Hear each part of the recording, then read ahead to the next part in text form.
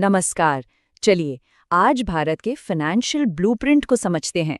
मतलब नियमों की वो किताब जो ये तय करती है कि हम जो टैक्स देते हैं वो पैसा देश चलाने के लिए कैसे इस्तेमाल होता है।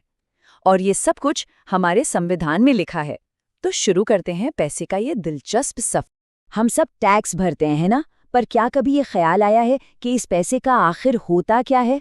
ये सवाल जितना सीधा सा लगता है, इसका जवाब उतना ही गहरा और एक बहुत सोची समझी प्रक्रिया का हिस्सा है। और इस पूरी प्रक्रिया की जो रूल बुक है वो है हमारे संविधान का पार्ट 12 यानी भाग 12। यही वो दस्तावेज है जो सरकार के हर एक फाइनेंशियल स्टेप को गाइड करता है, टैक्स वसूलने से लेकर उसे खर्च करने तक। तो आज हम पैसे के इस पूरे सफर को शुरू से आखिर तक देखेंगे। पहले समझेंगे कि टैक्स लगाने का नियम क्या है और ये पावर किसके पास है। फिर देखेंगे कि ये पैसा जाता कहाँ है और सेंटर स्टेट्स में बंटता कैसे है।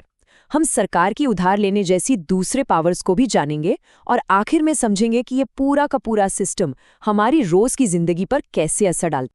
तो चलिए पहले हिस्से से शुरू करते हैं, भारत का फाइनेंशियल ब्लूप्रिंट। ये वो सबसे बुनियादी और ज़रूरी सिद्धांत है जिस पर पब्लिक मनी का पूरा ढांचा टिका हुआ है। सबसे पहला और सबसे ज़रूरी नियम है आर्टिकल 265, जो कहता है कानून के अधिकार के बिना कोई टैक्स नहीं। इसका मतलब बहुत साफ है, सरकार रातों रात कोई नया टैक्स नहीं लगा सकती।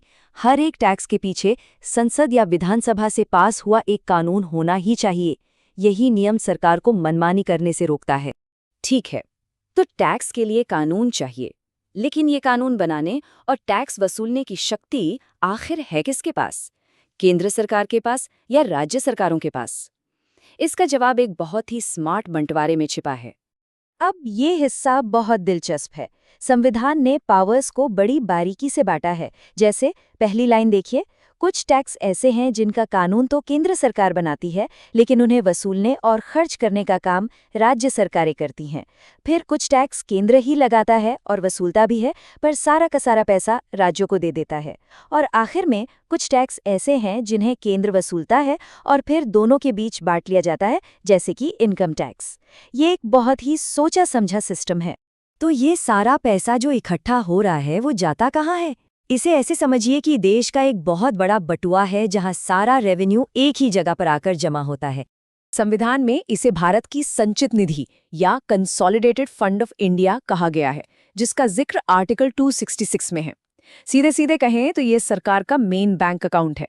टैक्स का पैसा, सरकार को वापस मिले लोन्स, सब कुछ यहीं जमा होता है और सरकार के सारे खर्चे भी यहीं से होते हैं। तो इस बड़े से खजाने में से राज्यों को उनका हिस्सा कैसे मिलता है? ये चार्ट एक मोटा मोटा हिसाब दिखाता है। हाल के फाइनेंस कमीशन की सिफारिशों के मुताबिक केंद्र के टैक्स कलेक्शन का करीब 41% हिस्सा राज्यों में बांट दिया जाता है, ताकि वो अपने स्कूल, अस्पताल और सड़कें चला सकें। ये 41% का आंकड़ा सुनने में तो बड़ा सीधा लगता है ना? लेकिन असल में ये एक बहुत बड़ी बैलेंसिंग एक्ट का नतीजा है।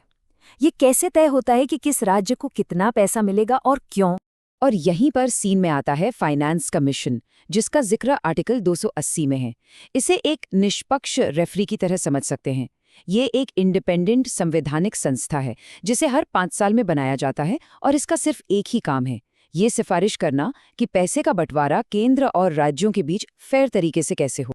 फाइनेंस कमीशन की प्रक्रिया काफी पारदर्शी है। राष्ट्रपति कमीशन बनाते हैं जो पूरे देश में घूमकर राज्यों से बात करके एक फॉर्मूला तैयार करता है।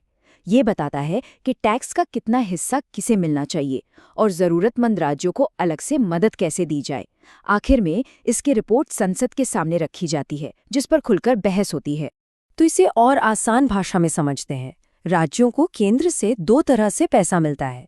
पहला है टैक्स में हिस्सेदारी, ये उनका संवैधानिक हक है।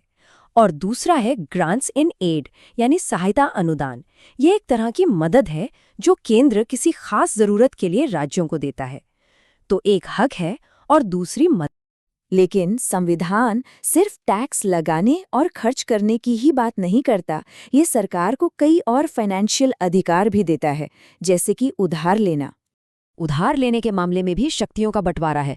केंद्र सरकार देश के अंदर या बाहर कहीं से भी उधार ले सकती है, पर राज्य सरकारें सिर्फ भारत के भीतर ही उधार ले सकती हैं। और अगर किसी राज्य पर केंद्र का पुराना कर्ज बाकी है तो नया लोन लेने से पहले उसे केंद्र से मंजूरी लेनी पड़ती है। इन सब के अलावा संविधान सरकार को एक लीगल पहचान भी देता है, ठीक वैसे ही जैसे किसी इंसान या कंपनी की होती है। मतलब सरकार प्रॉपर्टी खरीद सकती है, बिजनेस कर सकती है, कॉन्ट्रैक्ट साइन कर सकती है, और हाँ, सरकार पर मुकदमा भी हो सकता है और सरकार भी किसी पर मुकदमा कर सकती है। अब सबसे बड़ा सवाल कि भाई ये सारे तकनीकी नियम और अनुच्छेद एक आम इंसान के लिए क्या मायने रखते हैं? इसका जवाब बहुत गहरा है। ये पूरा का पूरा फाइनेंशियल ढांचा आर्टिकल 300A जैसे अधिकारों से जुड़ा है, जो कहता है कि किसी भी व्यक्ति को उसकी प्रॉपर्टी से कानून के बिना वंचित नहीं किया जा सकता।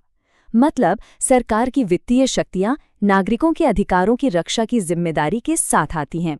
आखिर में हमारे शहर की मेट्रो से लेकर गांव की सड़क तक, देश की सुरक्षा से लेकर स्कूलों में मिलने वाली सुविधाओं तक, हर एक चीज का फैसला इसी फाइनेंशियल बैलेंस से होता है।